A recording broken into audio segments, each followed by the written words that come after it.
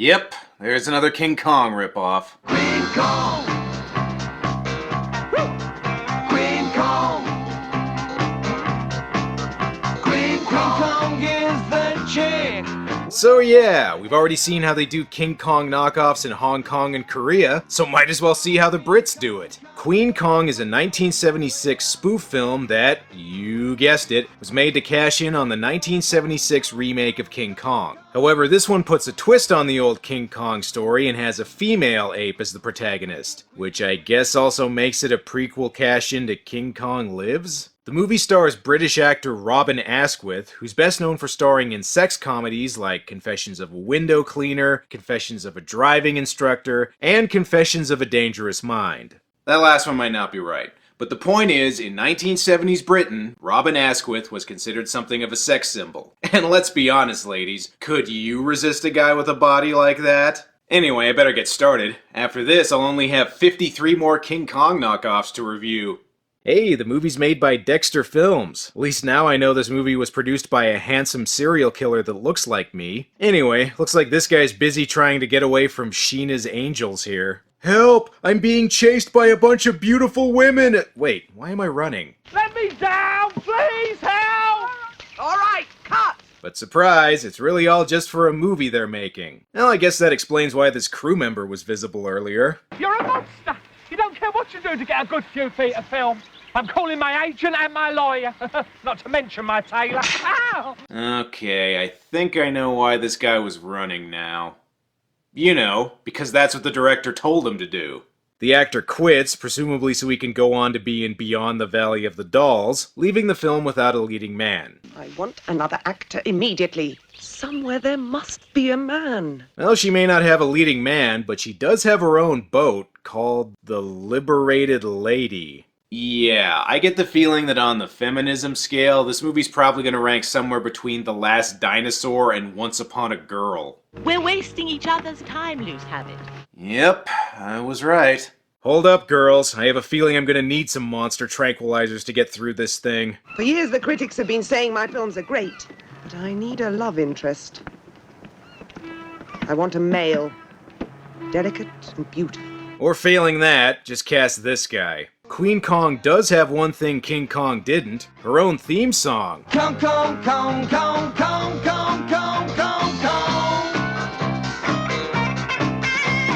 Queen, Queen, Queen, Queen, Queen, Queen, Queen, Queen Kong. Well, looks like they put as much effort into the lyrics as they did the script, although I guess that's bound to happen when your movie's co-written by somebody's Twitter handle. Of course, the song does have this gem. She's a genie who ain't teeny. She's the queenie, queenie for my weenie. You know, I think She's the Queenie for My Weenie is probably up there with Her Pussy's in This Plot too, as far as movie lines go. She's the queenie, queenie for my weenie. Her pussy's in this plot too. Anyway, Robin plays Ray Fay, because get it? Lou spots Ray stealing a candy apple, kind of like how Carl Denham first found Anne stealing an apple in the original. Well, I'll give the movie this. So far it's more faithful to the original King Kong than the 76 version. Ah yes, it looks like it's love at first. What the hell? The movie King Kong exists in this universe? How much is that Kong poster in the window? Oh, 60 quid. It is a classic film of all times. In fact, you should really be watching that instead of this movie. Ray ends up stealing the poster, presumably so he can trick people into thinking they're seeing King Kong instead of this movie at the theater.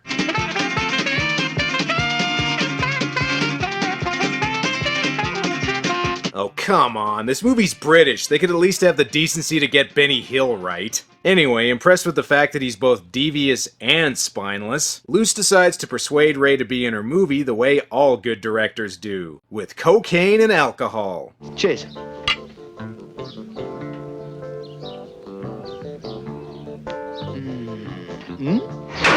Huh, that's weird. Usually when I do coke, it has the opposite effect. You know, if anything, the director should just star in the movie herself. So far, she's the most masculine person in this thing. So this means we're off to the island now, right? Burn your bra, burn your panties, call your ma, call your aunties and ship off on. The liberated lady. It's a new dance, sweet in every nation.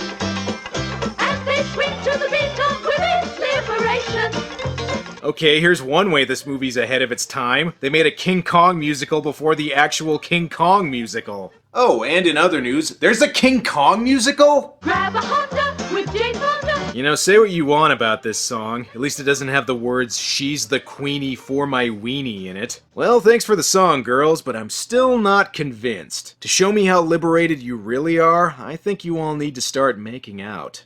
Listen, have you got a joint? All prepared. Yeah, figures everyone in this movie would have weed handy. So, where are they going exactly? Who are they? Our native guys from Lazanga, where they do the conga. Okay, I'm just gonna assume that that's right next to the country from Red Scorpion. And even that makes more sense than some of the jokes in this thing. Our destination, where no Englishman has ever set foot. Why has no Englishman ever set foot there? Full of Australians. My God. Ha ha ha, that's funny because British people and Australians don't like each other, I guess? Seriously, you couldn't have said the island was full of French people or something? That's still not a great joke, but at least I get it. And speaking of jokes, this movie spoofs more than just King Kong. Look, they're spoofing Beyond the Door. And hey, why stop there? Let's put Jaws in the mix too. That tune. What's it called? Well, it's nice, but you can't really dance to it. You know she's right. Now here's a shark theme you can dance to. Everyone's out here trying to get there, taking the hard road. Got to be so cold, knocking myself out.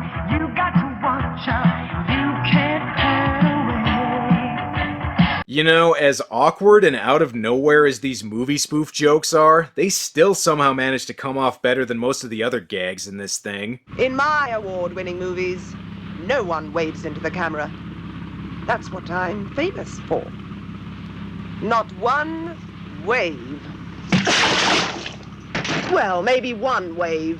Jesus Christ, the fucking Hindenburg landed better than these jokes. Holy shit, they're at the island already? But we're not even 20 minutes in. You're supposed to take over an hour to get there. So while exploring Lazanga where they do the Okay, you know what? I'm not calling it that. From now on, I'm just calling it Skull Island. I don't care if this movie couldn't afford a skull. Anyway, there they encounter both the native white people population and more half-baked gags. Get it? Conga-Cola, because it sorta sounds like Coca-Cola. So is there going to be any sort of payoff to this gag?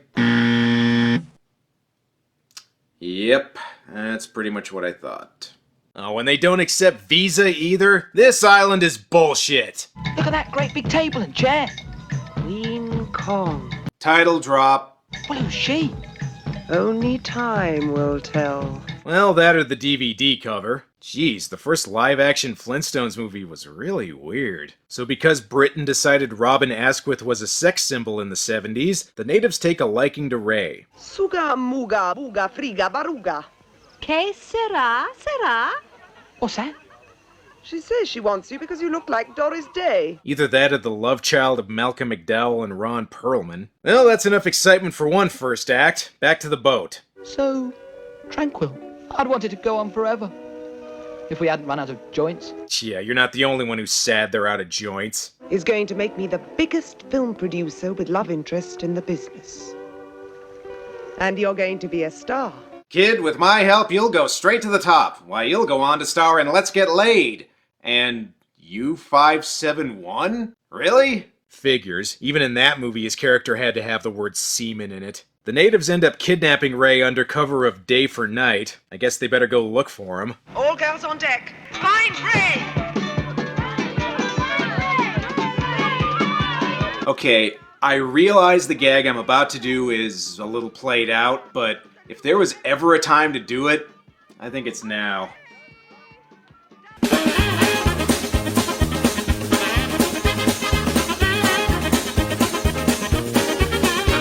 I guess it must be Queen Kong's stagette, since the natives want Ray to pop out of a giant birthday cake. It's at this point that we get our first look at Queen Kong, and the costume they use looks less like King Kong and more like Teddy Ruxpin in blackface and an afro wig. I gotta say, the costume and effects definitely aren't great, but they're not the worst I've ever seen. Right now I'd say they're somewhere between Ape and the baby from American Sniper.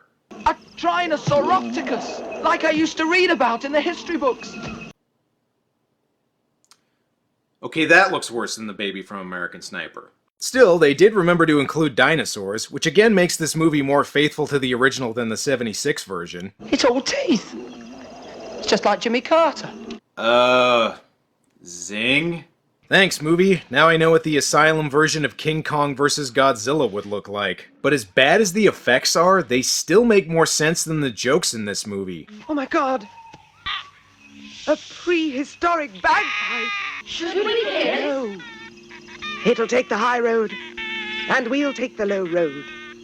And let's hope we'll get there before it. Okay, I don't even know what half the gags in this movie are even going for. In the hands of people like Monty Python, the whole prehistoric bagpipe thing could have led to some great surreal humor, but here, they just use it as a setup to a "you'll take the high road" punchline, and that's it. How the hell do you take a gag as batshit crazy as a prehistoric bagpipe and make it this pedestrian and lame? Anyway, looks like Queenie and Ray are busy getting to know each other. You know, I just realized she's technically naked now. Should I black box the gorilla tits? There we go. However, their budding romance gets interrupted when they see a wow. Just wow. Well, congratulations, movie. You actually made me want to apologize to Legend of the Dinosaurs. Well, there's only one thing that can help this scene out.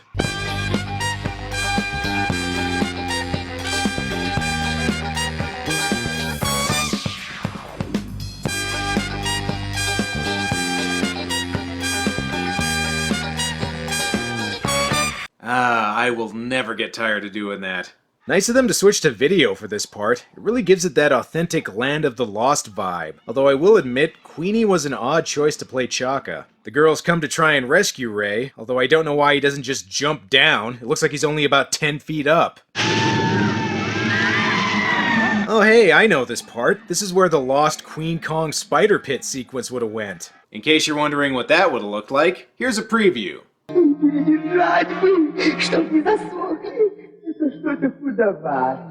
Let's see if being kidnapped has helped this movie's jokes. Well, I've heard of being kissed off, but it's ridiculous. Alright, I'm only using the rimshot gag there, but really, I could put it after pretty much every joke in this movie. Okay, I know I already did the Benny Hill thing, but I'm tempted to do it again just to have an excuse to speed this thing up. You know, it kinda defeats the purpose of your gate when you only build it half the height of the thing you're trying to keep out. Oh hey, the Conga-Cola logo fell down. There's a payoff, I guess. Okay, so they managed to subdue Queenie with some chroma key bombs and proceed to bring her to London. Also, apparently Ray's Caligula now. I would like to thank everyone, great and small, who has made my stardom possible on the international motion picture scene. Yeah, you can hold off practicing your award speech, cause this movie is not gonna win any. Ugh, this is my least favorite Helen Mirren role. It's disgusting. A travesty. An insult to women everywhere, Mr. Wolf. Damn, the movie's not even over yet and she's already reading the reviews. So, just like in King Kong, they decide to put Queenie on display. But I don't know about this promoter's ideas. But she is an animal. Now look, babies, no one is going to pay 10 quid a head to see an animal, no matter how big she is. To get 10 quid a head, you got to shove her titties into 2 big sackies. If people are coming to see tits, wouldn't they want them to be naked and... What the hell am I even saying? I guess when you've seen as many weird things fuck as I have, it kinda messes with your priorities. Well, at least they've got some entertainment before Queenie's debut. So now, ladies and gentlemen, to keep you more or less in a simian mood, the orangutan! Yeah, I call bullshit. The orangutans are clearly wearing gorilla masks. Also, where the hell is this performance supposed to be? Sometimes it looks like they're at a Woodstock reenactment, and other times it looks like they're at somebody's wedding. They may not have Queenie in a bra, but they do have her in bondage chains, so would this count as 50 Shades of Ape?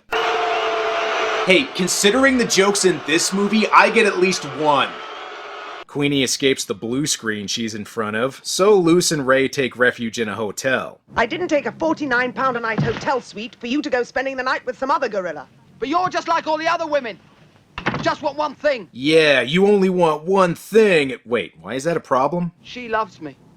Purely. Yeah, she kidnapped you and then winked at you a couple times. I don't know if that's a foundation for true love. I feel bad for London. They just finished cleaning up Gorgo's mess and now they gotta deal with this. 64-foot gorillas destroying? I say, do you mean a gorilla or ape?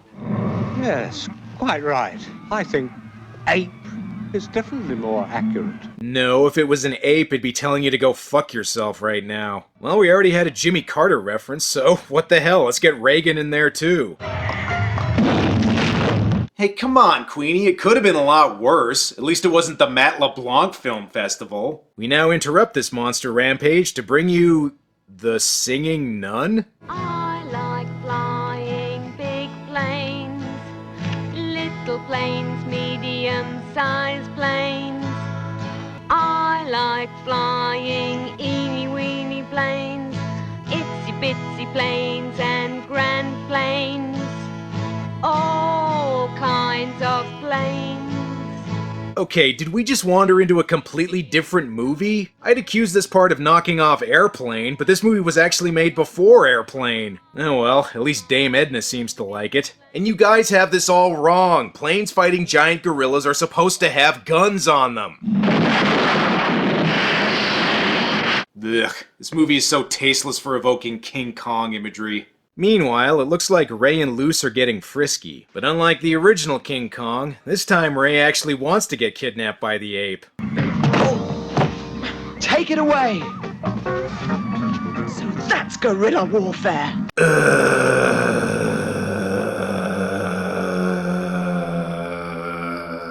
Oh hey, the crown jewels. Nice to know they keep them right on the roof of the Tower of London. And speaking of London landmarks... Do you know, Queenie, it really is a shame the Empire State Building isn't in London. Hang on, Big Ben. We'll go up Big Ben! Sorry, Ray, you're too late. Another angry female monster already destroyed it. Instead, you'll just have to climb this photograph of it. Well, there's only one thing that can stop Queenie now. Stock footage. I mean airplanes. This reminds me of when I used to play King Kong with my toys as a kid. Except I usually just climbed the tree in my backyard. Here!